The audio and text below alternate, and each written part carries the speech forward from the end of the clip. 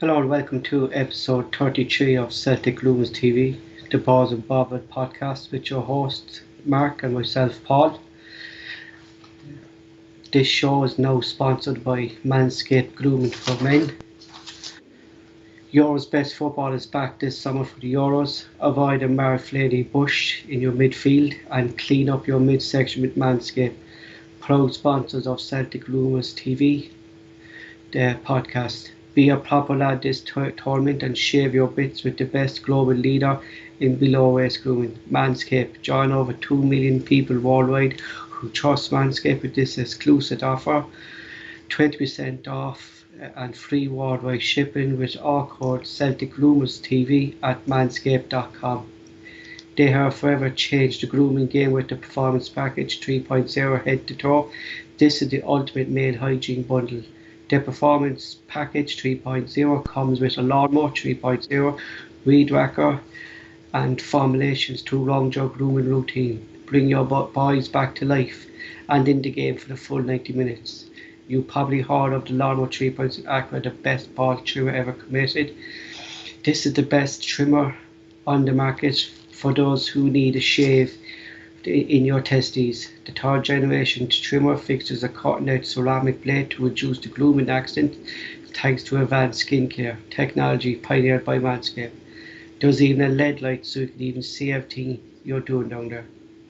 Also included is the Weed Whacker 8 to nose hair trimmer, which is waterproof and uses a 9000 RMP motor powered 33 degrees rotary dual blade system.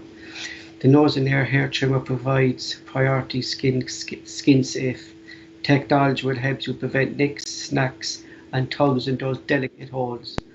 Look, fellas, 79 of all partners polled admitted that nose hair is a major turn-off. For why not use the best tools for the job here? And don't forget about our liquid formulations to round off your grooming game in the Performance Package. Their crop cleanser body wash to keep your hair and skin feeling healthy and fresh. You'll also find Manscaped crop preserver, ball deodorant, anti-chafing ball deodorant and moisturizer. You'll also have the crop reviver ball toner, a testes toner that's designed to give you an extra boost you needed to get the job done on the pitch. Look as clean as well groomed head to toe as one of the all-time greats, David Beckham. Get 20% off plus free shipping with the code Celtic Rumours TV at manscaped.com. Choose Manscaped, your balls will thank for it. Why not trim your balls while listening to the Bawz Bovril podcast? Not only will your balls thank you for it, but your wife will thank you for it as well. On today's show, we will talk the latest gospel rumours around Celtic. We'll have a look at the vacant sports science department. Lee Griffiths' new one-year contract is sanctioned. Celtic support have shown their trust. Is it time now that the club backs them with signings? The young lad Liam Morrison tells us why he left Celtic for Bayern Munich. Peter Law officially left Celtic. How will the Celtic fans remove him?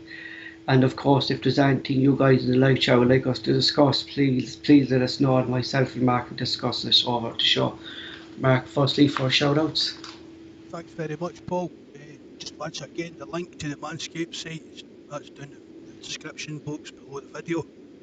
Just like to give the usual shout outs to Tim Alloy, Malika, the young men. ROH, he's been took back into hospital last night, Paul. He's had reaction to chemotherapy treatment. So let's hope that they can get that sorted out for Richie and get him back on track with that. Mikey has fractured his calf muscle. It described it as if his muscles came away from the bone. That's described it, Paul. So he's on crutches for 6 weeks. So that's him out of playing on the charity match, but obviously he'll still be there. He'll still be there. It's him that's arranging it all. The link to the donation page for the charity, that's in the box below as well. Please give what you can and help us out by sharing it on your Twitter, Facebook, things like that. Kelly, one of the boys for the forum, his mum passed away the other day. I'm sure I speak for all of us, sending him and his family our condolences. I see Buzz Bombs in the chat. If I've got this right, I think it's maybe Buzz Bomb's auntie as well. That's put old Gilly's mum's Buzz Bomb's auntie. So even a Buzz Bomb with condolences here, mate. We're at 441 subs now. Absolutely fantastic. It's slowly creeping up. So if you haven't subscribed, please do that. And remember to smash that like button. Hail, hail. So a bit of surprising news from Celtic as we had our first sign of the season. Celtic have signed young 20-year-old defender Ozaza your hoghead. He's a 6'2" defender, and he cost Celtic just around £200,000 in compensation. Moy Elyounoussi won't be returned to Celtic next season and sent a goodbye message to the club and supporters. In his message said that it was a privilege to put on the green and white hoops jersey. Former Brighton Australian midfielder Aaron Moy is being linked with Celtic again. It's being reported that Ange wants to sign Moy instead of free agent James McCarthy. Celtic are reportedly have held talks with James McCarthy during the January transfer window about a possible free transfer in the summer, but Ange has reportedly told new CEO Dominic McCoy not to pursue talks with James McCarthy and make a move for Aaron Moy instead, who would cost Celtic in the region of £4 million. Celtic are looking to do business with Manchester City again during the transfer window. Celtic are reported to be interested in the youth player and Japanese international centre-back Ko Itankora, who spent last season on loan in the Dutch league. Celtic have ended their interest in right-back Valentine Rosner. Sporting Lisbon are looking for the price tag of region £8 million for the player, and Celtic don't see this valuation as good business at the moment. Another twist, and then another twist, with the Oliver and Chan move to AK Athens. Athens and Oliver have agreed personal terms, and it was reported that AK Athens would waive Barker's fee and would join AK Athens for next season. Then it was reported that Celtic wanted a fee for Cham, and AK Athens pulled out the move as they did not want to spend money on a player who was in 1 year in his contract. Now it was reported yesterday that AK Athens are in negotiations with Celtic over a possible transfer fee for the player. So we will look at this more closely. That's it for the Celtic and Gospel Rumours today. So we'll move on to our first signing of the season under the new era of Ange and Dominic McCoy. The start of the rebuild has well begun. Ozazi, your hoghead, has signed a 4-year deal from Sheffield Wednesday. The highly rated 20-year-old defender has decided that a move to Celtic was the best move for his career after talking to new Celtic manager Ange, and spoken how he's a big believer in youth and he wants to promote youth within the squad. Celtic have beaten the likes of Leeds, Benfica and other top clubs who were interested in the former Sheffield United's defender. He signed for Sheffield Wednesday in 2019. He started his career at AFC Wimbledon. He's 6'2". He'll cost Celtic at the region of 200,000 compensation fee, the same as we played Sheffield Wednesday for Liam Shaw. I think, Mark, the best thing about this is that it wasn't linked to no media. It came straight from the club's Twitter feed yesterday, that it wasn't linked on unsuspectedly, Mark, really, wasn't it? It was surprisingly, Paul, we've said about how the Celtic like to seem to drag their heels with transfers and that. I mean, it came out in the morning and then by the afternoon he'd signed. And that's the way you want the business to get done. But you know what the best thing was, like, we heard about Liam Shaw kind of in and around when Peter Law was in the CEO. Signed a contract. Yeah, but we knew it beforehand, you get me? It was kind of leaked out beforehand that Celtic were going to be given. But do you think this is the new way, Mark, under Dominic McCoy, that we get surprises like this, that it becomes straight from the club now, that we won't find out from the media? Well, hopefully, Paul. Hopefully it's a sign of things that the way that we're going to start conducting our business. I mean, the signings, some of the signings I know that some of the media reported Ange said it was an emergency. He didn't. He just said it was urgent. But Mm-hmm. we all agreed on that. We were short in numbers and defence and things like that. So I'm hoping it's a sign of things to come, and it's not just been because of the necessity that we've moved early for this kind of. Well, we've obviously been talking to him for a while Mm-hmm. to get the kind of deal lined up, and then Ange just spoke to me. That's what's kind of clinched the deal for us. So it'll be interesting to see if that's going to be what it's like as we move forward. If it's going to be more, more urgent, more quicker. The deals are getting done quicker. They Done. seem to be dragged on and things like that.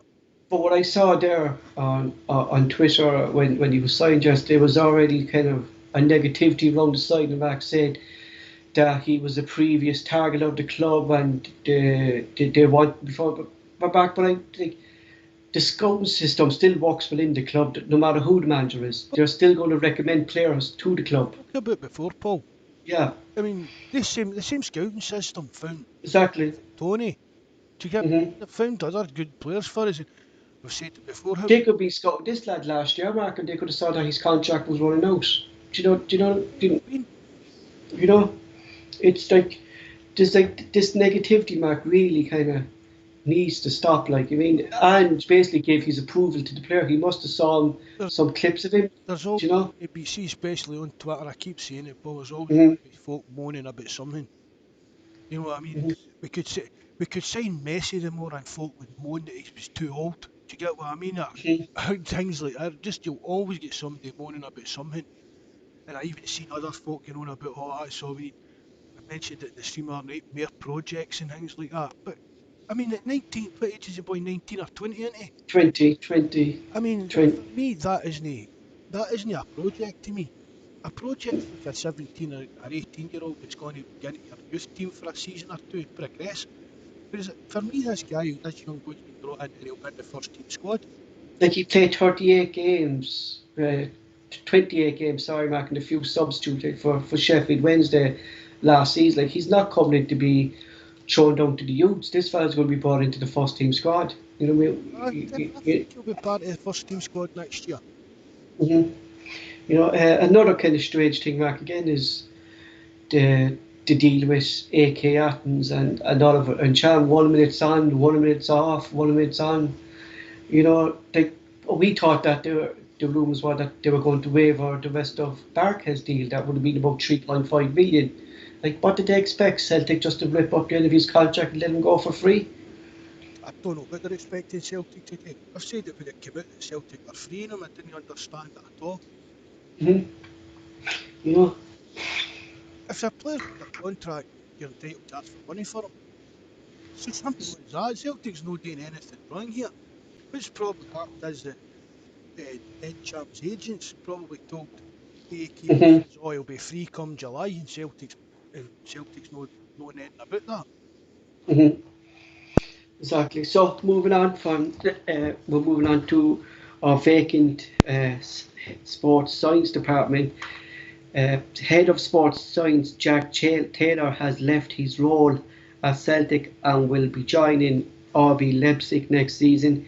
Taylor joined Celtic with Brendan Rodgers when Brendan Rodgers came with the manager and has been at the club ever since.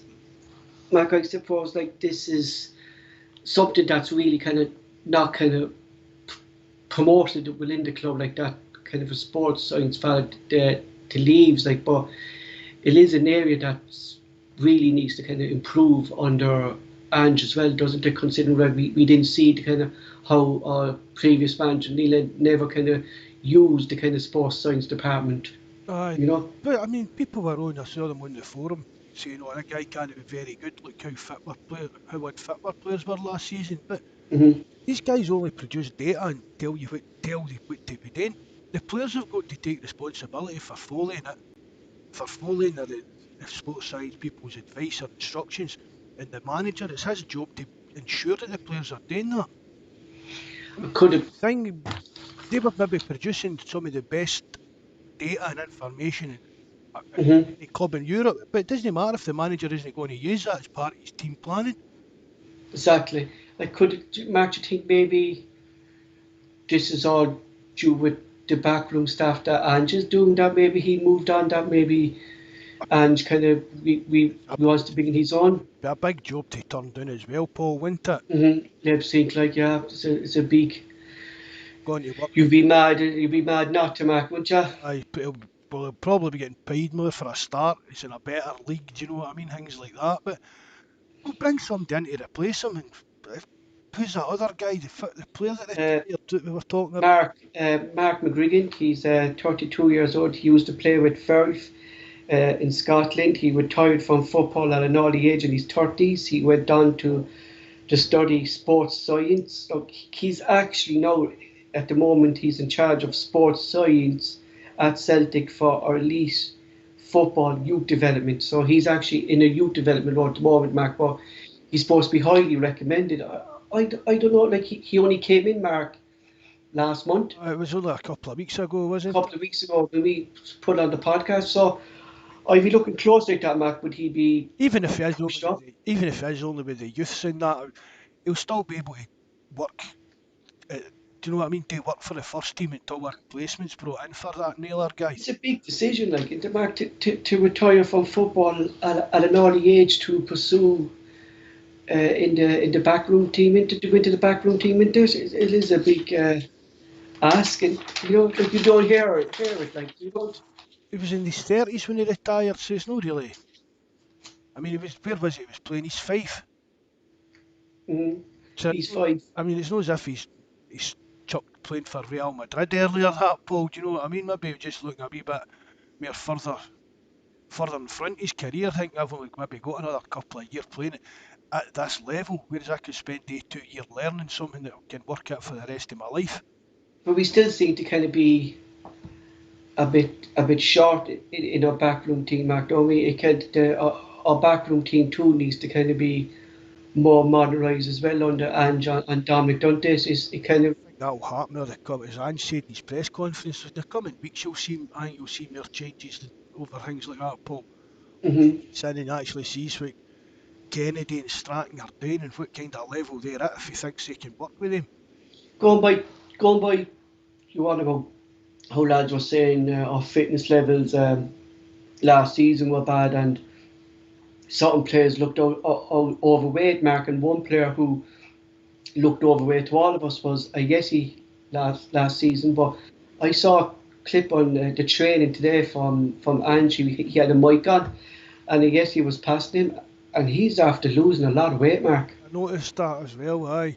You know. His agent's trying to get him a move, so hmm I don't know. I think maybe that Yeti will go and Nisbet will be in to replace him, Paul. I think that's maybe what they're looking at doing. Do you think that, Mark? Do you think that we make a deal for Naismith?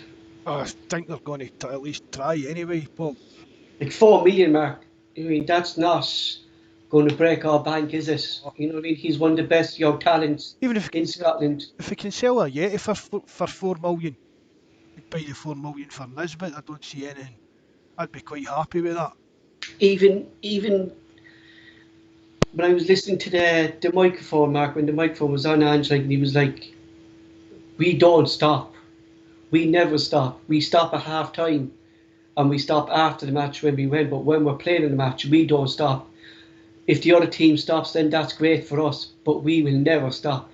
This is going to be a totally different Celtic team next season, Mark, and I'm really looking forward to it. Like, To me, it's even the more you kind of see him and hear him speaking things like that.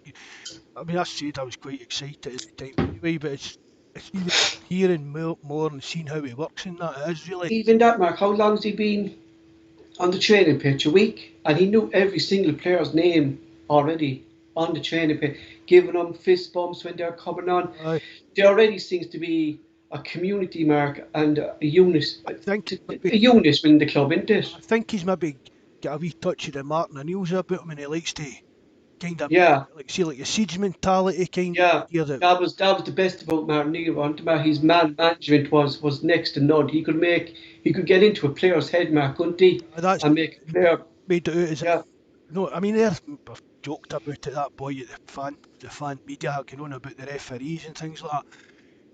That's see like that. Martin O'Neill would have used that as a to spur the players on. Kind, but would he ever say that in do you know what I mean, in the papers or in a media press conference, Hmm. I've been saying to the players in the dressing room and that, right, we know what these refs are like, we need to get out there, do you know what I mean? We need to be above that. It's Jock Stein used to say, isn't it? If we play the way we can play, it doesn't matter what the referee does.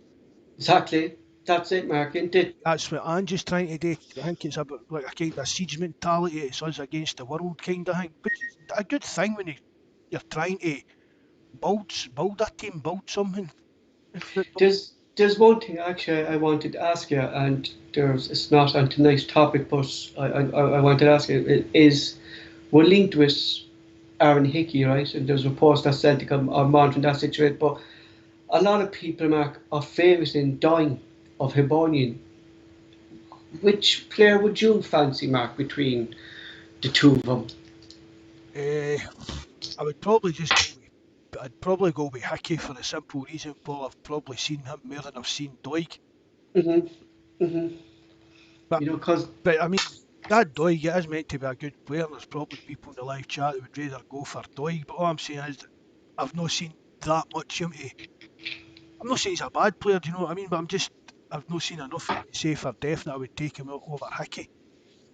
like there is a hefty price tag, no mark on him at the moment. Isn't there? It's in and around the 5 million mark. I think is the starting or asking price anyway at the moment. When we Who dying for Doig? when we Is that what I'm yeah meant to be looking at?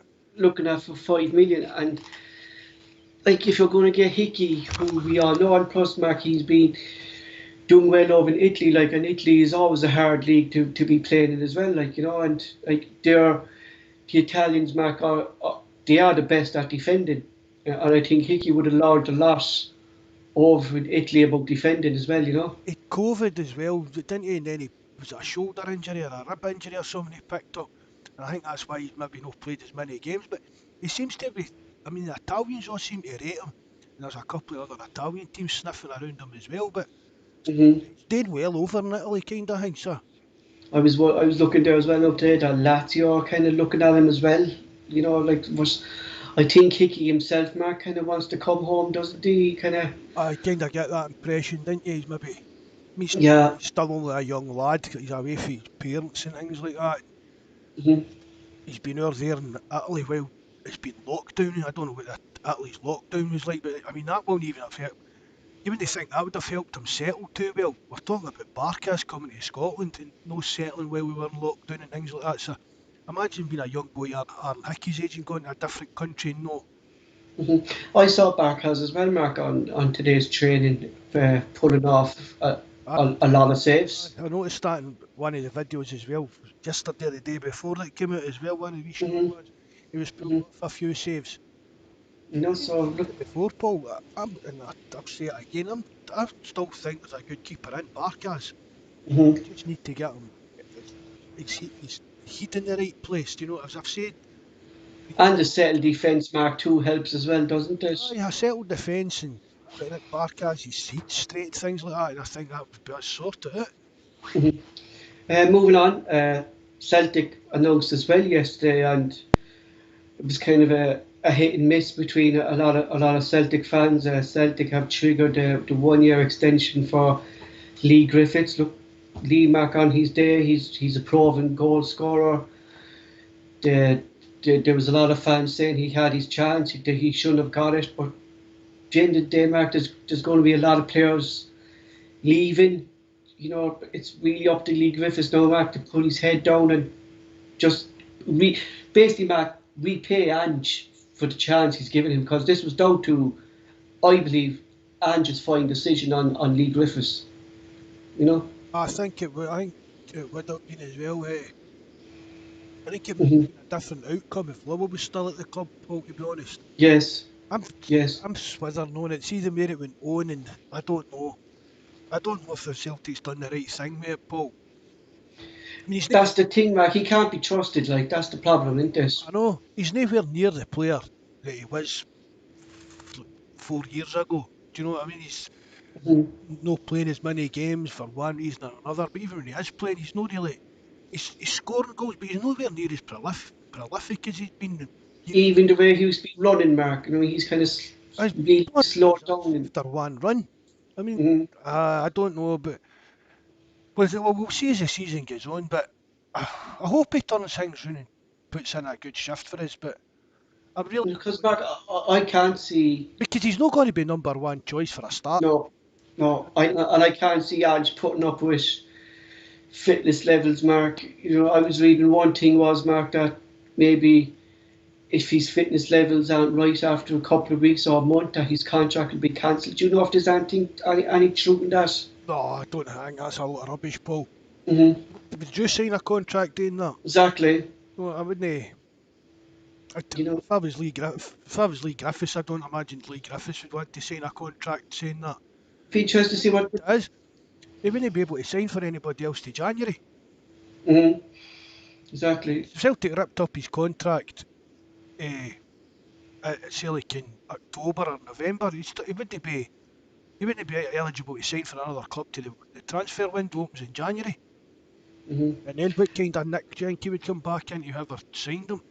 Alexander on the live chat said Griff is taking up a Jersey, Mark, and it is a risk, Mark. It is a risk. It could work both ways. It could go the same as the last three seasons with Griffiths, or he could.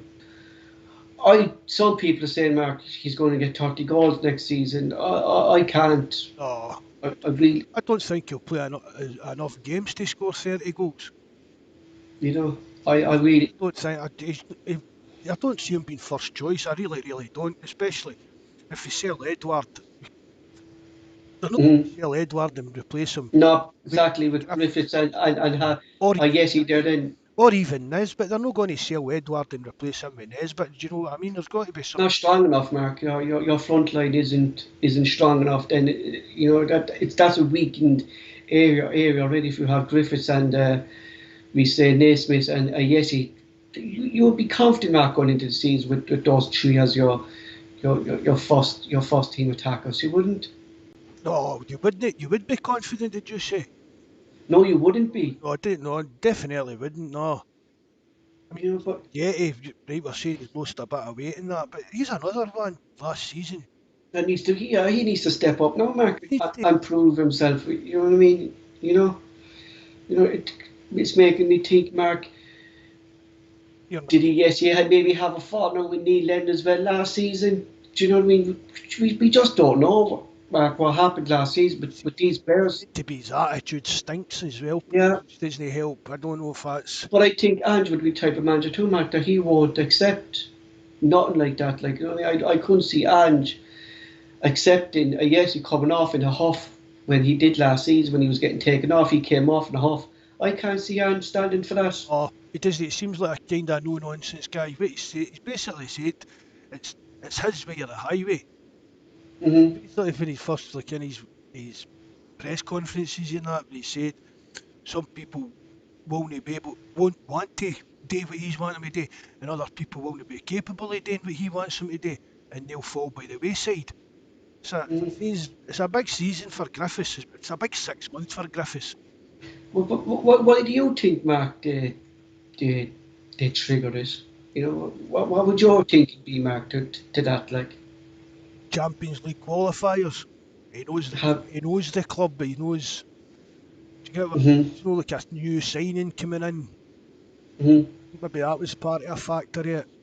Maybe that there could be so many Don't players leaving as well, Mark, exactly. Don't get us wrong. I hope we're sitting here this time next year and saying, and prove us wrong.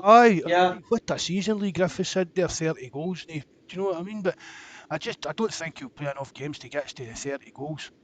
exactly, Mark. That's one thing we'd love to be saying, sitting down in a podcast during the season and saying how great Lee Griffiths was in that game. Like He he needs to stay off social media and stop all the smart ass stuff and that as well. I mean, exactly, Mark, is what we were going to say on the last podcast there, and there was talks with Barry as well, and it's like that. Fair enough, Lee Griffiths came up and I think backed himself against comments from Neil Lennon, but he needs to stay away from that now, Mark, all that crap, I, and just get his head down I, and concentrate on Celtic, like, you know what I mean? Because he's had he spends. he's had his say, be a bigger man and move on because Neil Lennon's probably going to go back to it again in a couple of weeks. For you know what I mean? It seems to me Mhm. I don't know if Lennon's getting doing the kind of Charlie Nicholas, Andy Walker role. If I'm a bit negative about Celtic, I'll maybe get better gigs in the media and things like that. But for a couple Hmm. of days here, every time you looked at the internet or that, what so it was Neil Lennon talking about Celtic and blaming everybody else for the troubles last year. Exactly. But for Not. Griffiths, it's just Lennon had a pop at him and Griffiths had a pop back. But a bigger man, Newley, and Dave Ram's Dave, what I was asking you, Dane, Ram our words down our throat and Ram Neil Lennon's words down his throat next season. Hmm. That's it, Mark. No, he just needs to forget about it. Do your Put thing, his head, yeah, do the talking on the pitch, Mark. Prove your doubters wrong. Look, we're right to have our doubts, Mark, considering the way he was last season. But it's up to Lee now, and he's the only one, Mark, now that can prove the Celtic fans wrong that he deserved this. What he says, Mark, he came out and said he loves the club. There's no doubts about that, Mark, that he loves the club. No one's saying he doesn't love the club. it's just he's no done himself any favours. Yes, exactly. The way he has been. You know, It's unprofessional, Paul, for him to turn up unfit.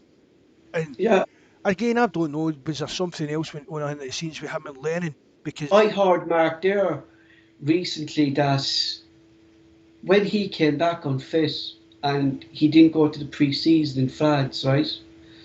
And when they came back from the pre-season, he was brought back into the fold. And I was reading that why a lot of players done tools this season was because they weren't happy that Lee Griffiths came back unfit and he was brought back into the fold when they stuck with the regime the club gave him at home and he didn't. Did you read that as well that he wasn't? I read that. I can't remember where I read it right enough, but I don't mind reading it now that you've said it. You know, like that's another story, Mark. That kind of little kind of things that are gradually starting to come out of last season. Like you don't know if they're true, if they're not true. Like, but if there was a thing between himself and Lennon, that why did Lennon bring him back into the fold? Do you know what I mean? You know, Lennon seems to, He bombed him out again, didn't he? yeah, Was it St. Mirren. St Mirren game? He hooked him off at half time. And Griffiths Mm, admitted himself he didn't have the best game, but it's just there was other folk that weren't but playing. wasn't the only one, Mark. Yeah, yeah. You could just blame Lee Griffiths for last season, like, can we? No, You know. definitely no. And I think that's what a lot of people seem to be doing, as if, well, if Lee Griffiths had come back fit, we would have won the league last year. No, we wouldn't have. No, with Edward carrying on the way you did, and Ryan Christie being doing what he done in that as well. Do you know what I mean? It was Mm, blame Lennon. You've got to blame Lennon for a start. mm, The players that just we've been through it 100 times. The players that just didn't bother their backside showing up, basically. mm. Like John Murray says here, Lee Griffiths is a risk, but if he screws his head and the way Began said he wants us to play with speed might suit Griffiths, and where Lennon and Kennedy, the game was played at a source place. Do you think maybe the fast pace, Mark, might suit Griffiths? Like he has to get him fit anyway, Mark, to play in Andrew's game. That, but You know, he's, he. he's not as quick as he used to be. Mhm. Well, And it's much harder now, Mark. He's in his 30s. Like it's much harder now for him to bring, because we spoke to Barry about that. Like it is harder, Mark, to get your fitness levels up when as you get older, Mark. Like it's hard to recovery. Like it is. Like plus, you know. he said that the season that he did, where his fitness was questionable, and so he's actually behind again, kind of thing. You know, it's hard enough Hmm. turning up for your pre-season training after. I mean, years ago I can mind it was like 6 to 8 weeks in that players used to go off, Yes. and it was, and they just their first couple of weeks, excuse me, the first couple of weeks of pre-season training was just pure hard running to sweat all the sweat the drink out them basically. They spent the 6 weeks Hmm. previously doing. Times have changed now. The Oh, modern aye, football, that you kind of have to stay fit, Mark, that's that sort of. within the summer period as well. Like and it was, Mark. Oh, You don't do that. Like so doing the yeah. sports science again, Paul. They're telling players what they've to be doing while they're not at the club, and it's up to the Mhm. players to do it and the management to make sure that they're doing it. Do you think maybe too, so like that maybe Lee Griffiths is in, because we spoke about the likes of Ford and there no back that when Roy King says that he has his own his own chefs now making his dinner for him. Like, and that's the modern player. Like, maybe Lee Griffiths isn't actually a modern days player. Like, he's still in the era with the likes of Scott. Like, Scott Brown did keep himself in a great condition, Mark, and thing. But Can you honestly see Lee Griffiths still playing football when he's no, 34, 35? no, What you're saying about no. Roy Keane, he says that's how these players, these young players they now will have careers playing at the top level at their 35, Mm-hmm. 36, is because they know they're treating their bodies right, following their sports science, eating right, they've got their own chefs to cook their meal, things like that. And I that's would think that big Ange as well, Mark, like Ronnie Dyler would have had a look. Remember we spoke about when Ronnie Dyler came in, Mark, and he saw the meals in the canteen that the players were eating, and he wasn't happy with these meals that they had in the canteen, and he changed all the meals. I would say that Ange is doing all that kind of stuff as well, like changing the meals that the lads have in the canteens. I couldn't see no kind of junk food or uh, anything like that around, like, I can see that happening again, Paul. Yeah. 100%, I think Postecoglou, see, I can see it. Hmm. That's the kind of thing he'll be following and making Hmm. sure the players are following. And do you get what I mean? They're well paid players, Paul. Exactly. They should be able, there should be no question of them moaning about what they're being told to eat and not eat. Do it yourself, Mark. Yeah, if you want to progress your career yourself, it's a benefit to you. It's a benefit to everyone, really, Mark. Within the club, it's a benefit to you, your career. Look, we're going to move on from Lee Griffiths. There's no one can uh, question his ability to score, Mark. On his day, he is the best proven goal scorer in Scotland. But there was a reason why he wasn't selected for the Euros for Scotland. He wasn't on form, but the only one who can rectify that, Mark, is Lee Griffiths himself. So we hope that he does It's what get his head right, Mark. dire for international football and concentrate, get himself fit for Celtic, concentrate on his club And you career. know what, Mark? I would think it's a benefit to him if he retired now for For Scotland. uh, Yeah, because like traveling now, Mark, and everything like that. Like, like with the Euros now, Mark, and the qualifiers, you're playing two games in the space of 3 days. You could play one game on a Thursday, another game on a Sunday, and Lee shouldn't be going around with Scotland. He should be concentrating his own. Take that break for the international self, Mark, and get himself to recover. You know. definitely. He's 31, went to the Euros without him. Hmm. Would they have made any difference? No, knowing last season's form, he wouldn't have. Hmm. I mean, he scored the 2 goals against England, but apart from that, I can't really mind. Has he done anything much for Scotland?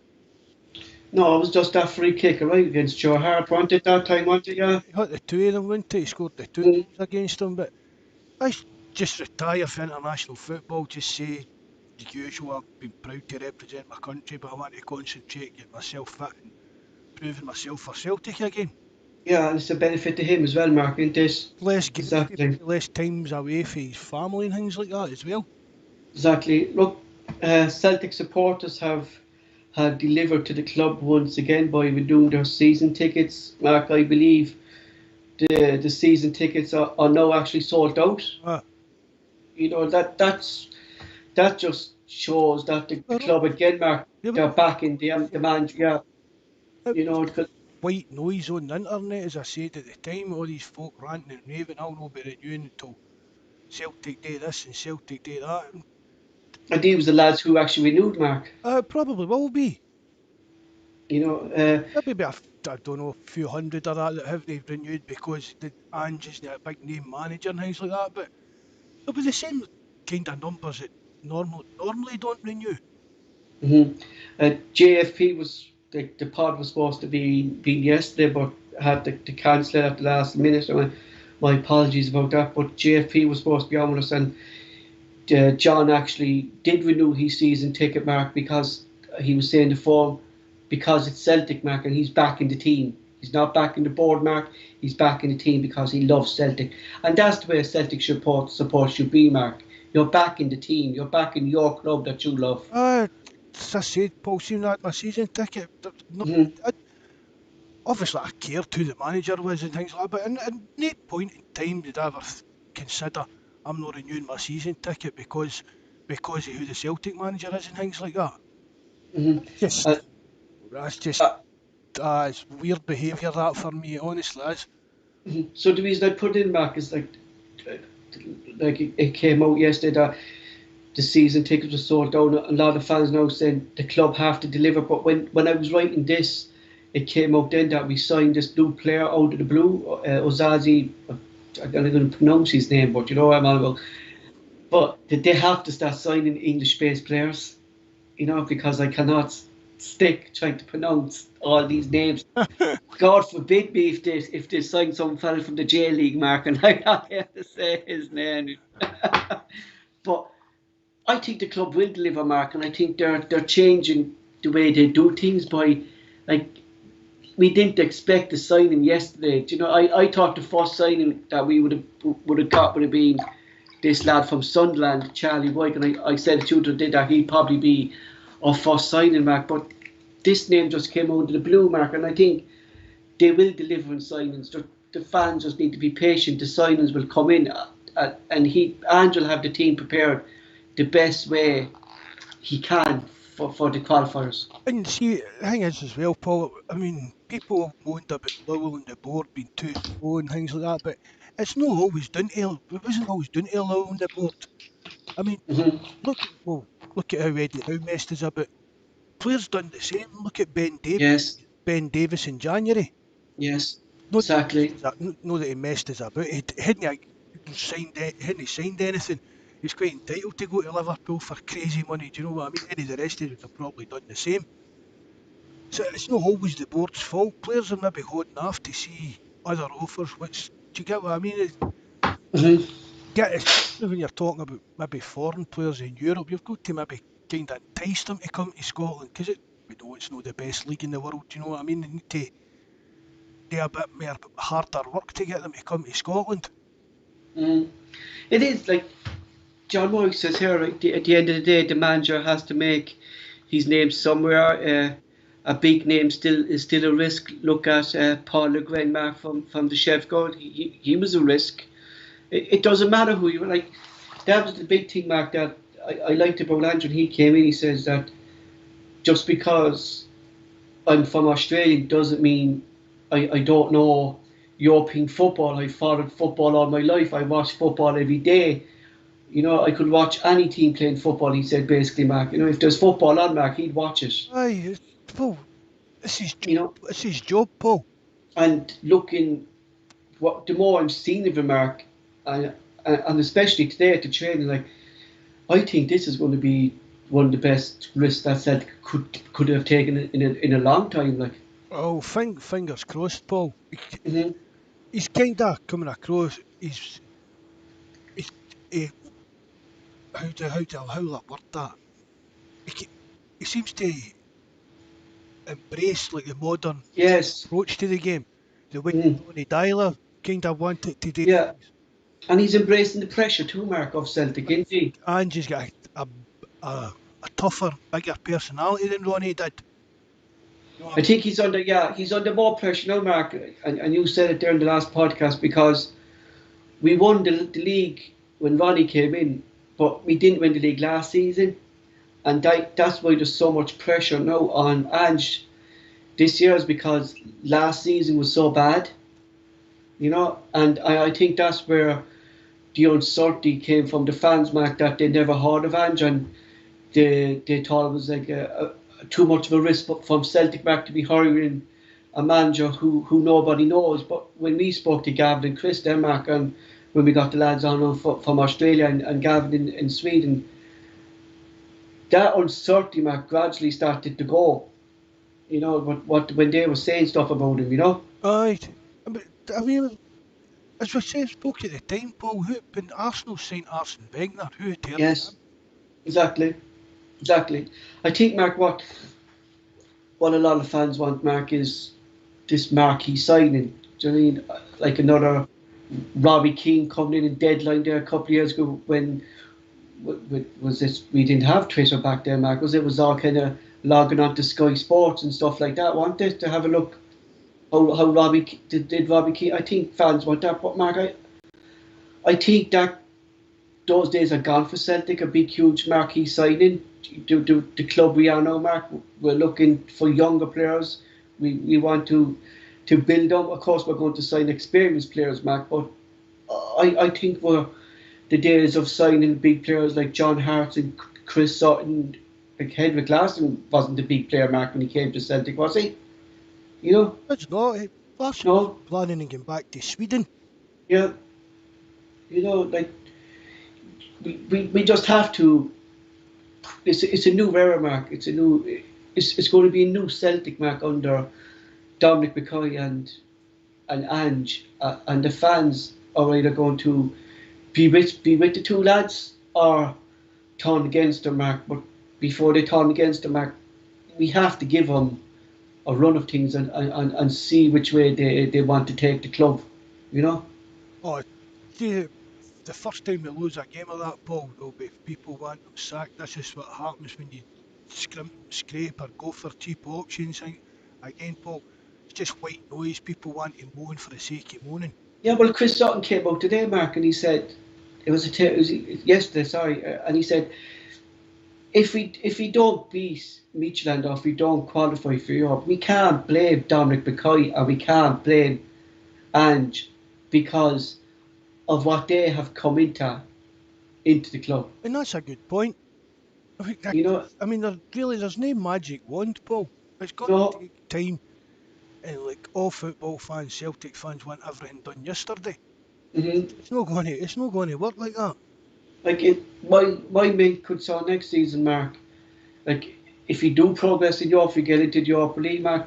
Grand, fair enough. But my number one priority next season is the league. You know, if we get a Scottish Cup, Mark, or the League Cup on the way, that's grand, fair enough, Mark. But the title is the number one. You know, because I want to prove to the Shevka fans that you won the league because we were bad and we are still the best club in Scotland. You know, and that's the way it should be next season, Mark. their priorities always should always be winning the league. Hmm. Because see, really, I mean, everybody the Champions League, I'm never going to win the Champions League. I'm never going to see Celtic win the Champions No, League. So, oh, I think our best run, Mark, in the Europa League too, Mark, was under Mark O'Neill. I think that's and the it's just for money. yeah I mean, it basically is a Celtic. The way they go on about the Champions League king and all that, it's basically just for the money. revenue for the club, Mark. For God's Yes, sake, and you happy to watch Celtic getting pumped 7 and 8 no, off of Barcelona and things like that just because we're getting paid a lot for it? That's no, just a hooker. You're just, no. you know what I mean? You're just a Celtic's just acting It like was a bunch gone, of. and so when you're talking about that, there was a what would you call him, Mark? An impressionist in England, and he does Brendan Rodgers and he was doing Brendan Rodgers when he signed for Leicester. And he was like, when he got Leicester into Europe, oh, I love playing in Europe. There's always good goals. Fair enough, there was goals scored against us. There was 7 against Barcelona, 6 against PSG. But people Good, wonder about that. What did they expect? you know. I mean, You're up. Rodgers didn't. He was under the. Roger played the same play way back as we did in Scotland, and that's where we got harmed. But But that's one thing I liked about Lennon. He put in a defensive team, Mark. He knew that we weren't good enough to attack in Europe. and Basically, Lennon knew that, didn't he? but You have to say, I think Big Ange is kind of under the same philosophy as you know. yeah. He's talking about it. We'll not change the way we play to suit other teams and that. Well, but maybe, Mark, though, the thing I get with Dominic McCoy, that, Mark, is like Dominic will let Ange bring in the players that he wants. And players aren't going to be pushed on him, Mark. That's not going to fit his system. Do you know, like, we were signing players galore, Mark. Like, we signed Shevard there, Mark, and Brendan Rodgers came up clearly said, I didn't sign him. I have too much ringers. I think at the time, Mark, there was about 5 or 6 wingers within the squad at that time under Brendan Rodgers. He was like, I don't need wingers. I have wingers. You know, and they were just. I think that's going to stop, Mark. I think that the way Peter Law and the club used to sign players, Mark, just bring them in, build up a BQ squad, Mark, and I think those days will stop. And I think Ange will have, like, going by what Dominic is saying anyway, Mark, that Ange will have the final say on who we sign and what type of player we sign. Like, there's no point in buying players now, Mark, who are slow and not going to be up to the pace of what Andrew's going to play. Like, there's no sense to it. Like, No, you know, that's the way Celtic have operated for years, Paul. yeah. Just padding out the squad with these players that cost like a million and a half, £2 million are all for nothing to the team, nothing to the Do you squad. think maybe like Dominic McCoy, Mark, like being a Celtic supporter and being in the stands, like, do you think like he wouldn't have never known that he would come Celtic's CEO maybe 2 3 years ago, Mark? He probably wouldn't even think, but he would still come to Celtic. Do you think as a supporter he saw what we were seeing, that we're signing these players, Mark, just for the sake of signing these players? He must have, Paul. He must have, or he was blind. And I Yeah, think, in a way, some of the things he said, he's kind that of he's kind of, yeah, hinted to. hinted that he sees See, these mistakes that the clubs were making, isn't it? Yeah, he kind of sees these things, without, and I think, without putting the yeah, blame onto Peter Lawwell or starting a blame game type of thing, the way he's hinted at it is he keeps going on about modernising the club and things like that. So basically saying Peter Law wasn't Peter Law wasn't keeping the club up to date with the modern way of the game, the modern way clubs are run. That's basically mhm, what he was saying in that press conference. exactly. Look, we'll move on, and we'll talk about former Celtic youth player Liam Morrison. Now at Bayern Munich, has come out and explained why he left Celtic back in 2019. He has confirmed that what Mark and myself have been saying for a long time about Celtic and our youth players, that we have no pathway to the first team. Liam said that leaving Celtic was a difficult decision, and when a team like Bayern Munich came in offering him to sign him, it was a decision that he couldn't turn down. They had the right pathway for him. They had a plan for him. So that's why he made a decision to leave Celtic. So Mark, we were saying that the other day, Mark, we'd love for a young player to tell us why they were leaving Celtic, because at the time we were talking about OK Flex was leaving for Aston Villa, and I was asking, like, what did the club do? Like, do they ask the players before they're leaving why they're leaving? But it basically comes from, Mark, what we knew was saying for since we started this podcast, Mark, that we have no long term plan for young players. No, There's no plan to get them into the first team. You know, we're gradually seeing young players train with the first team now, but that's due to the fact, Mark, that did we're lacking the numbers. that's well, hopefully it's not down to that, Paul, and hopefully it's a sign of things to come. And Ange is going to have the youngsters involved in the team, in the first team. You know, because I remember when he left back in 2019, back when Bob Young came in, like, there wasn't so much of a fuss back then, Mark, because th- there was young players leaving, Mark, but no, it just came like a wheel, like, do you know what I mean? Like, Are winning leagues and cups and things like that, yeah, so nobody bothered when young players were gone. what young going like. But Mark, it's interesting to say, like, back at, like, it just comes from, Mark, that it's not just under the Neil Lennon period either, Mark, that these young players have been leaving. Like, young players could be leaving. Brendan Rodgers wasn't the manager too, Mark, who brought young players into the first team. You know, like, we spoke about Neil Lennon not giving him a chance because, one, I don't think Neil Lennon was the type of manager back who would actually would help a young player get better.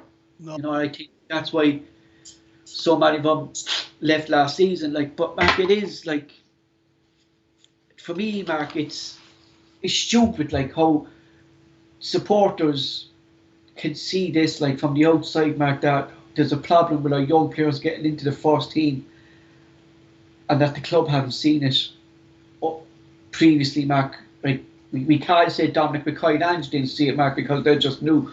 But the likes of Lennon, Peter Lord, we put Brendan Rodgers in there, Mark, that he didn't see it.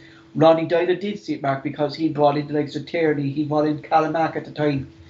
You know, but it's a big problem, Mark, that really, really needs to be fixed, like, isn't it?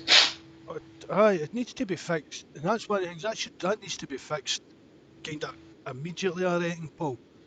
Yes.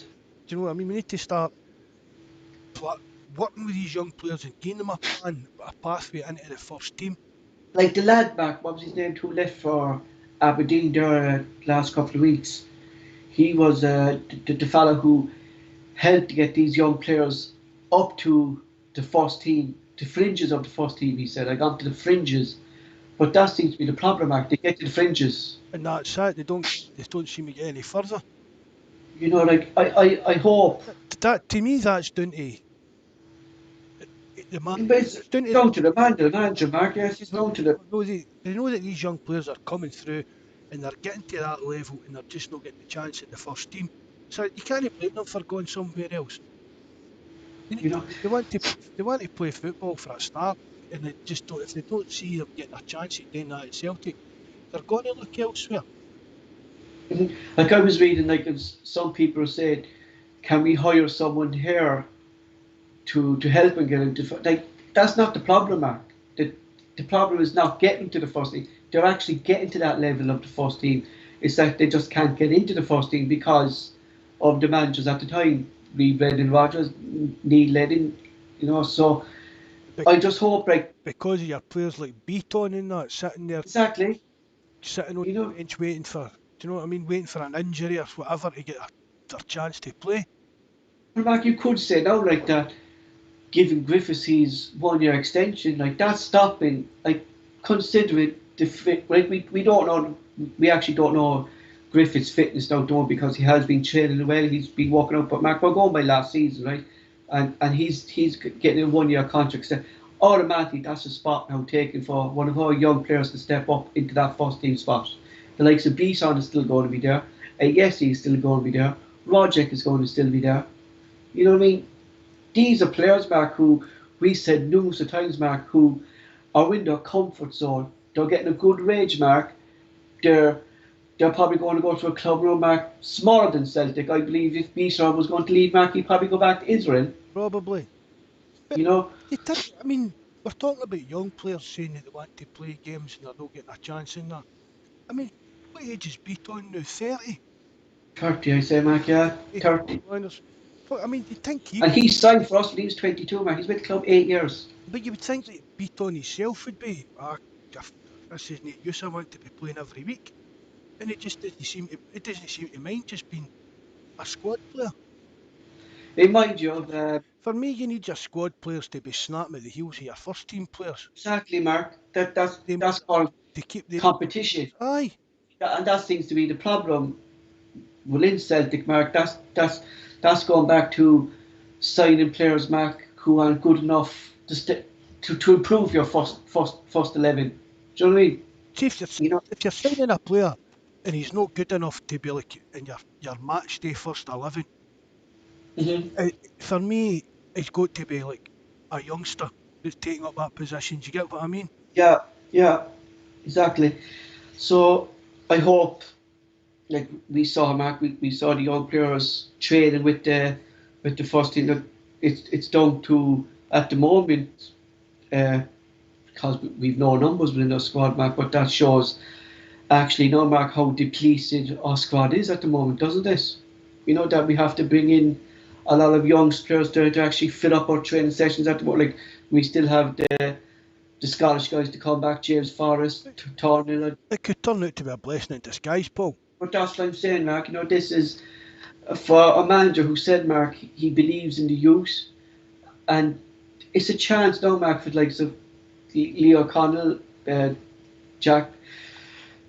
He signed a new contract, Mark. Anthony Radisson. Like we don't know, but if Ange might be the manager, Mark, who can improve these players, and it just goes to show how badly we treated our young players in the past, Mark. That we have these brilliant, like Mark, they must be good players if the likes of Aston Villa coming in, buying Bayern Munich. Bayern I Munich, mean, Man City took a couple of players off us recently to Mark. it's not as You if know, we're letting them go and they're going down to the lower divisions in Scotland to make, do you know what I'm like Andy Robertson done? yeah, These but guys are going to top teams in Europe.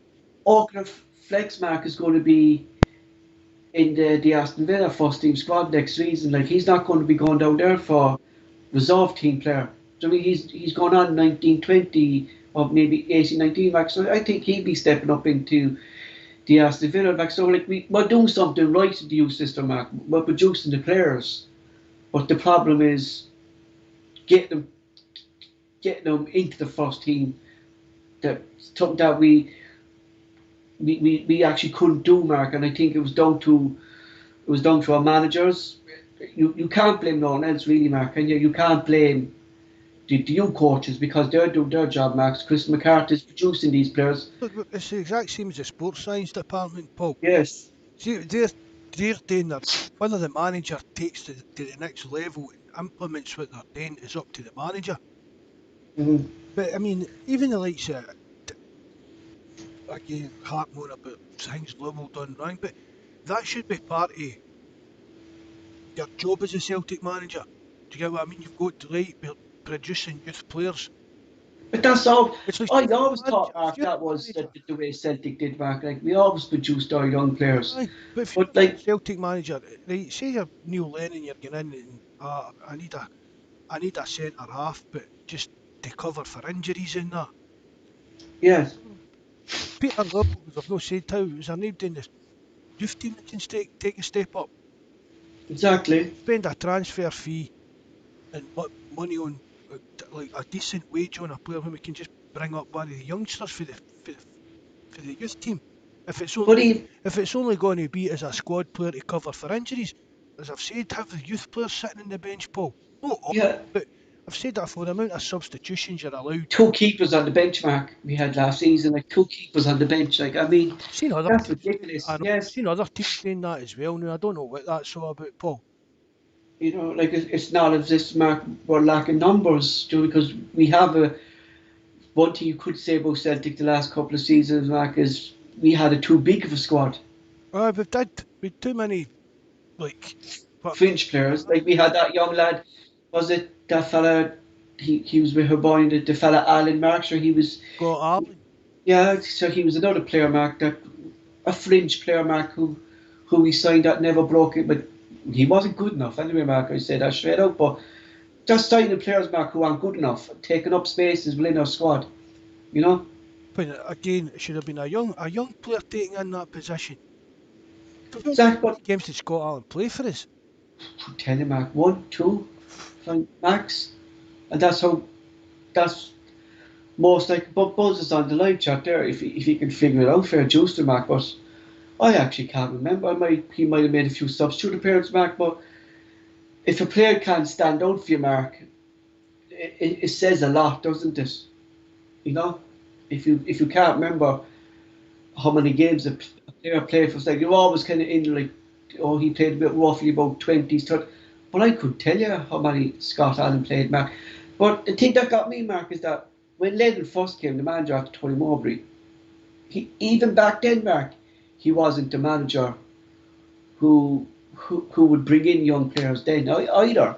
No, In his first time, as well. in, Like, and for Lennon and for Laurel to be higher, and considering how we've we done good with selling the likes of Tierney, you know what I mean, selling all the young players for good money, Mark. Like, I can't put sense to the Neil Lennon appointment, Mark. Do you know what I mean? I really can't, like, the thinking from Peter Law that time, like. because he knew that Lennon would just do whatever he wanted him to do. And best for me, that's all it was. Lennon was never going to get another chance to manage Celtic. Peter Lawwell could just offer him a job in the showers at Hampden and know that Neil Lennon would just do whatever Peter Lawwell wanted him to do. That's basically What what I think.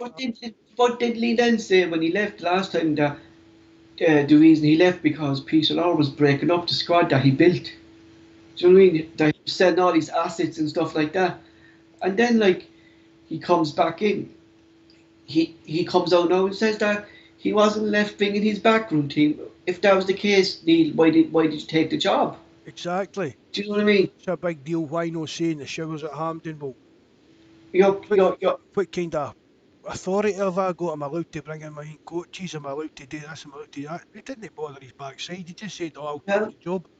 you're playing Scott Brown over favouritism, Mark, because it's his last season, and that's the same from John Kennedy as well, Mark, for playing Scott Brown, was because it was his last season when you had Zorro that who basically Mark gave his all for the club and when he was playing, and we actually saw an improvement in the team when Zorba was playing, Mark, didn't we?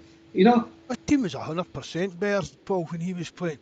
Just the actual, even the tempo and the pace that they were playing at even went up a notch when Soro was playing. like just how would you think, Mark? What do the club need to do? Like, is it all down to Ange now, Mark, in giving these players a chance, or is there collective people here that need to be accountable for this, like getting the players ready for the first team, or basically is it if Ange if they're ready, Ange should be playing them? Well, if the coaches are, well, we've said it, we know that the coaches are producing good young players. Mm. It's just up to the manager to bring them into the first team squad and give them a chance. It's not even Mark playing them, like it's just keeping them in the first team. Like, do you know what I mean? Like, I'm not talking about, I'm not, yes, I'm not talking about playing like, say, there, young Montgomery, the young left back. in I mean, he should be our first choice left back. one game, Mark, and then vanish then for practically the last game of the season, kind of a thing. Like, But like keep them in the room. Yeah, young players in the first team squad on match day, on the bench, a few of them. If for 2 or 3 nothing up, get them on the park for some game time. yes, exactly. Or even And I mean, it's no rocket science, Bob. Managers of across all over the world do it. Do you know what I mean? The players are, they'll go on the first, they'll be on the bench for a while. They'll get their wee cameo appearances and things like that, and then even meaningless games, Mark. Like in a, seeing if aye, in a year you know. they become better players, and even America, even doing the experience. A year Mm, sitting on the bench and getting the odd wee busted during a game, or starting the odd game against your, no offence to them, your St Mirren's, your that kind of level of team. There's nothing wrong with starting against St Mirren with 2 or 3 youngsters in the team. exactly, but you see it, Mark, with the top clubs now, like some Manchester United and Chelsea and teams in Italy as well, like Juventus and stuff like that. They bring these young players to their Champions League matches. They mightn't bring them on, Mark, but they're getting to experience European football within the first team. Like, and that seems to be the problem. Like that, our young players aren't even getting a place on the bench, Mark. So the mind's saying getting into the first team. So they're not getting on the bench. They could be on the bench for one game and then they're vanished. Even from the bench, they're banished, Mark. That's something that's really kind of Planning, poor planning, Mark. you Yeah, know, you've got to offer young players a pathway. You can't just yeah. kind of just like roll a dice and see how it works out. That doesn't work. And like you can't blame the young lad Liam Morrison, Mark. Like Bob Munich coming in for you, like you know what I mean. For a young player, Mark, and if Bob Munich are interested, and like he's already now, Mark. He was signed to them for the under 18s team. Like a year and a half later, he's up into the under 21s. But, You know, and then that's the plan they have for him. Like, and his next step now, Mark, at least, he'll be stepping up into the first team. well, it will be either his next step will be either he steps up into the first team or he goes out on loan for a year and then comes back Yes, to be part of the first team squad. yeah. Could you like imagine, Mark? Maybe another year or two, Mark, he could be in the first team of Bayern Munich, like, and they're Celtic just kicking their heels, It's like saying, who, you know, the Man City guy we were linked with, was it Fonseca? yes, That was his job, was it no? He was a pathway manager for yes, the young players at Man City. I mean, this guy's. I, I mean, I spoke to Ed too about him, and he flung some names in. I can't remember, but this guy's planning for. He's already speaking to like young players in South America and places like that. This is how your career will progress over the next 3 to 5 years if you sign for Man City.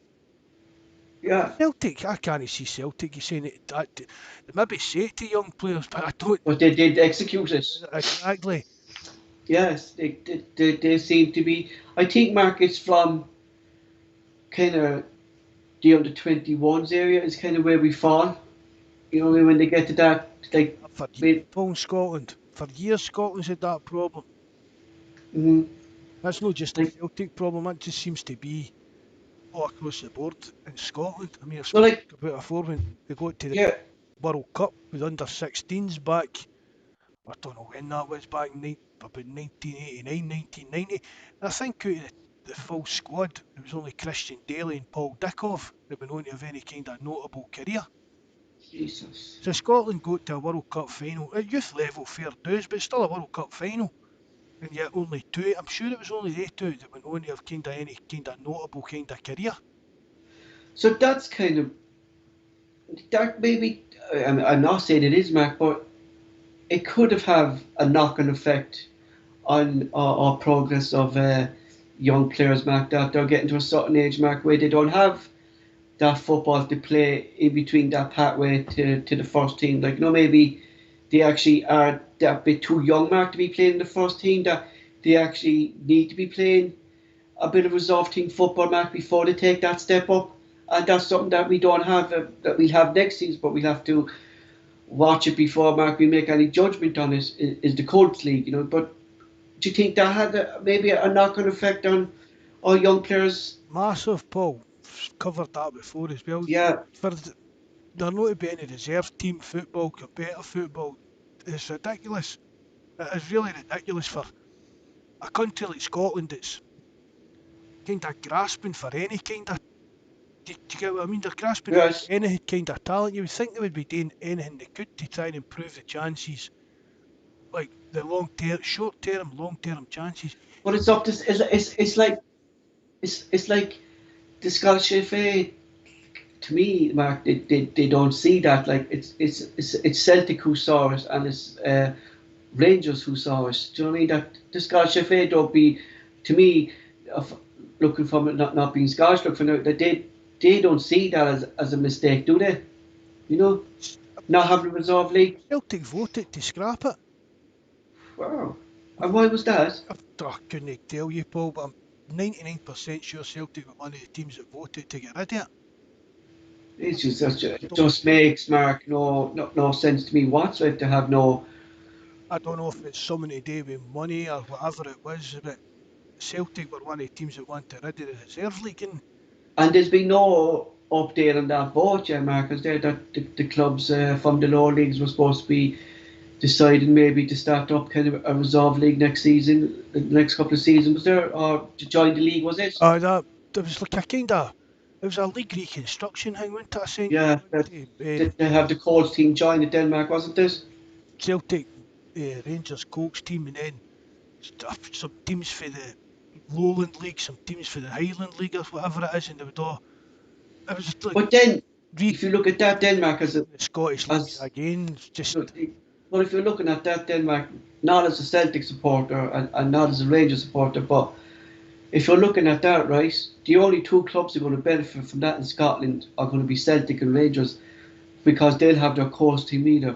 But what's going to happen in Denmark if the likes of Dundee United, Motherwell, Aberdeen, Hibernian, what if they want to make their have a course team? Mark, you can't flood Colts teams into. Then it's just a Colts league. Exactly, Colts league, Mark, because if Celtic win it, they're more than likely going to have Rangers second, Motherwell thing, and they can't be promoted within that league, Mark. Before you know it, it's a team that's finished sixth that's getting champions. Champions Denmark, like, so that is some sort of league, like a Colts league, Mark. I mean, you suggested has to really come into effect here, doesn't it? Well, we've got to do something to change it. We've got to get young players in some kind of competitive league to progress as a player. For just, it's just, I mean, see if you spoke to guys from Spain or things like that about something like this, Paul, they'd probably be scratching their head and think, that's backwards. How backwards is that? Do you know what I mean? But we are, Mark. The Scottish League is, could you say, a decade mark behind the likes of Ajax and these other, even England, Mark. The lower leagues in England have reserves league. You know what I mean? Like the likes of League Two have a reserve team league. They've their young players playing reserves, and that's the League Two, Mark, out in England. And this is a Premier League, Scottish football Premier League, with no reserve team. Like, you know what I mean? I think we're more than 10 years behind them. Honestly, if compared to people like the Dutch in that. Yes. Light years behind people. I know the Dutch league fell back a couple of years, Mark, before that. Like, but Mark Overmars and Van der Sar came into Ajax and they restructured the whole Ajax system again. That, The way they were when they came into the new system, they saw that Ajax kind of went off the way Ajax was. And now they're producing players like De Jong, who went to Barcelona, who was playing on the Dutch team the other day. You Van de Beek, who to me isn't getting into Manchester United team for some reason, Mark. I do not know. But the Dutch now, Mark, are producing young players again, aren't they? aye, You know? and that's it. See what sounds like the Italians, the Germans done it a few years back as well. Yes. Like it'll take time, like, Uh, but but they just kind of the Dutch, the Germans, the Italians, they see that something's not working, and then yes, they'll maybe say, right, maybe it's not working just now. We'll give it a year and see how it goes. But see if it gets to a certain point and they decide it's not working, they'll change it. exactly. Like And the they change it, but they change it with meaningful things, Paul. It's not. I mean, it's like how many times can Scotland restructure a league in the hope that it's going to make the game better? It's not exactly. restructuring leagues isn't going to make actual Even now, Mark, like quality football not any better. looking at the Premier League as it is now, Mark, is like playing. We call them dead rangers because that's what they're known as now, is dead rangers. But Mark, playing them 4 times a year is taking the effect off the Celtic and Rangers derby, isn't it? Uh, You know? it's just money. That's all that is Yeah, as well. It should be. We should play the teams twice a season in the league. yes. It's And if you get them in the league, if you get them in the cup, Denmark, it's a aye, bonus, like, isn't it? Yeah. aye. But that's one of the things I'm getting on about them restructuring the league for the sake of it. But that's one of the things that could improve the league, is if they maybe need to expand the top division, Yeah. but make sure Yeah. they're only playing teams twice a season. And Exactly. TV deal, see honestly, see for the money we get off the TV deal, does it really matter what they've? I mean, Well, you could maybe get more marked in because they're playing each other twice, and there's going to be a more demand to watch it because it's only been played twice. Do you know what I mean? it's what is You know the saying, familiarity exactly, breeds contention or something like that, isn't it? exactly. That's what they need to do. Supposing it is expand the league, for the first couple of years, you'll maybe get a lot of meaningless games with the teams in the middle of the table, but they'll get better as more money comes into them and things like that. Was it Jonas that was saying there when he was on the podcast that Celtic played Dundee United, Mark, there when they were in the Premier League? Was it nearly 4 times in the space of 2 weeks or something like that? That's right, aye. I mean, You know, that's bonkers. It's totally bonkers. ridiculous. Look, They're going about it as well. They say that the Sky deal and that you need to give them 4 Old Firm games and things like that. That's not true. That's not true. Sky, a television company, isn't allowed to determine no, how many exactly. games they're allowed to. What if Celtic or Rangers finished in the one was in the top six and one was in the bottom six? Yeah, If Skies don't get that, if they've got that in their contract, that's match fixing basically, Paul. So that's how I don't believe that for a minute that it's in the Sky contract. I wouldn't think so. That's like You Sky know, saying to like the English Premier League, right? We want a Manchester United. Manchester City playing 4 times a week.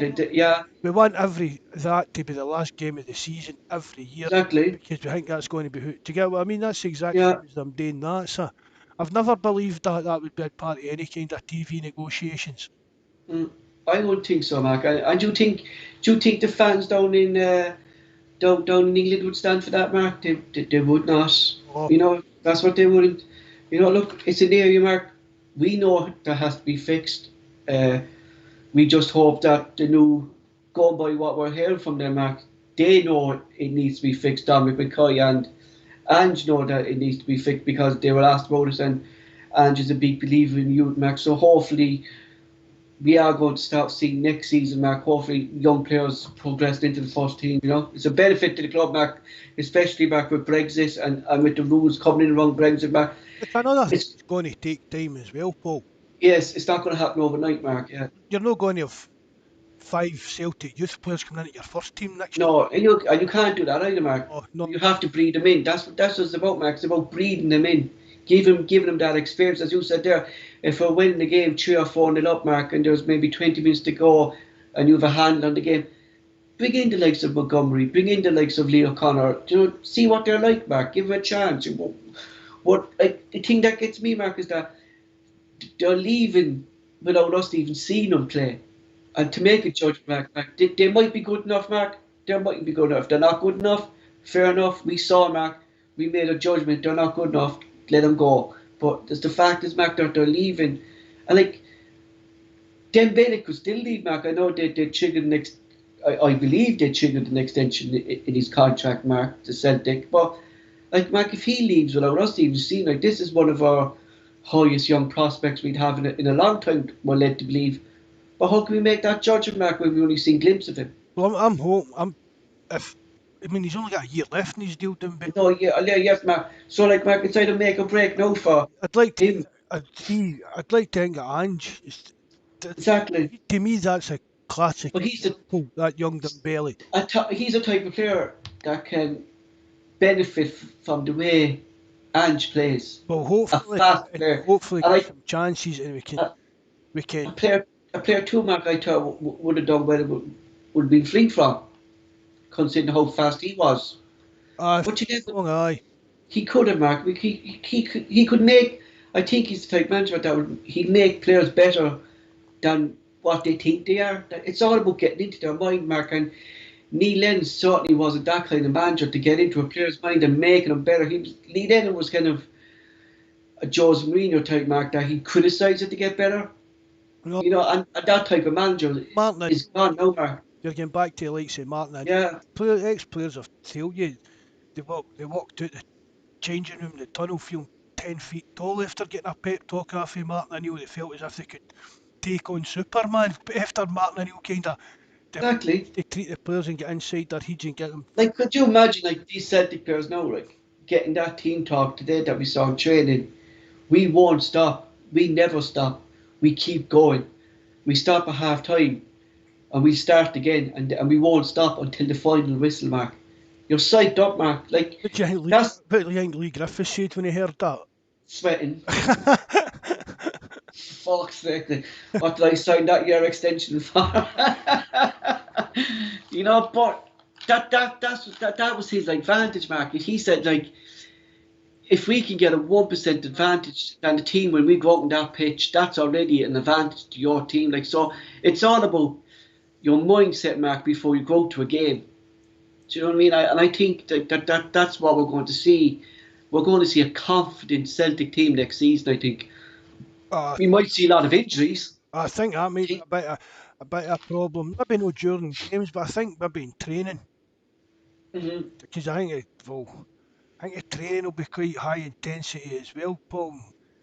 A lot of players won't be used to playing at that intensity every week, so there could end up a few. Exactly, because I think, Mark, like, these players came back to pre-season. There, no, Mark, the likes of Bison and Roger came back, and we could say Yesi, and they saw this fast training by Andrew the first couple of weeks. And I say the boys are going, Jesus Christ, like, I haven't trained like this in years. Well, Rogic knows what to expect, didn't he? Yeah.